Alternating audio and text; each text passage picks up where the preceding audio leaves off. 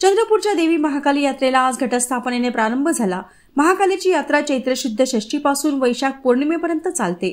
या साधारण महिनाभरात 4 राज्यातून लाखो भाविक चंद्रपुरात देवी दर्शनासाठी दाखल होतात। चैत्र नवरात्रोत्सवाचे वैशिष्ट्य म्हणजे मराठवाड्यातून मोठ्या संख्येत भाविक दर्शनाला येतात। यात्रेला देवी भक्तांची प्रचंड गर्दी उसळते। नाचणारे पोतराज आणि मळवट भरलेल्या महिला भक्तांनी मंदिर परिसर फुलून गेलाय।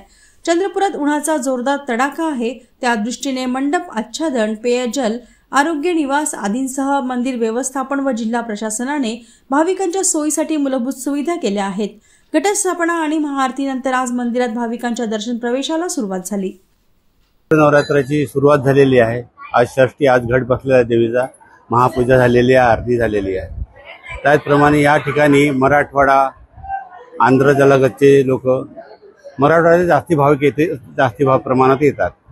त्याचप्रमाणे लोकांच्या रांगेची सोय, आणखी थंडे फवारे त्यांच्या रांगेमध्ये उभे राहण्यासाठी व्यवस्थित सोय केलेली आहे। मंडप टाकलेला आहे, त्यांना प्यायच्या पाण्याची सोय, आणखी ते राहायची सोय देवस्थानाकडून चांगल्या प्रकारे केलेली आहे। त्याचप्रमाणे प्रशासनाने पण चांगला परिसर साफ केलेला आहे। त्यावेळी जास्ती परिसर यात्रेमध्ये वापरता येईल।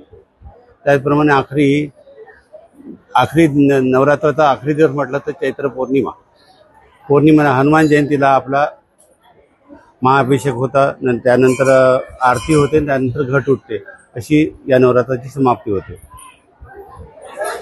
माझं नाव पूजा योगेश बनसोडे आहे। मी मुंबईमधून येते माईच्या दर्शनासाठी। आम्ही खूप म्हणजे लहानपणापासून येतो, आमच्या आई वडिलांपासून येतो आम्ही, आणि इथं आम्हाला खूप श्रद्धा भेटते त्याच्यामध्ये। आणि माईची जी श्रद्धा आहे आमच्या पाठीमागं खूप चांगली आहे। त्याच्यामध्ये माई एकदम द्रुपद माईच्या याच्यामध्ये म्हणजे कुणाला अनुभव होणार नाही, पण जिथं जे पण मागेल ते माई देते म्हणजे कशी पण काय पण करून देते। माय हाय म्हणून आमचं सर्व चांगलं आहे।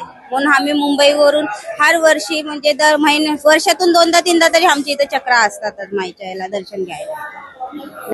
मी साईनाथ हनुमंतराव खंडेर आहे। मूळ राहणार नांदेड जिल्हा बिलोली तालुक्यातून आलेला आहे। इथं आमचे आई वडील आजोबा आजी वगैरे सर्वजण इथे येत होते। इथल्या देवीचं दर्शन झाल्यानंतर आमच्याकडं भरपूर काही चांगले गोष्टी घडत असतात, आणि दर वर्षातून कमीत कमी 4 ते 5 वेळेस आम्ही इथं देवीच्या दर्शनासाठी येतो। इथं आल्यानंतर मन समाधान झाल्याशिवाय जात नाही। तर सगळे काही गोष्टी चांगल्या पद्धतीने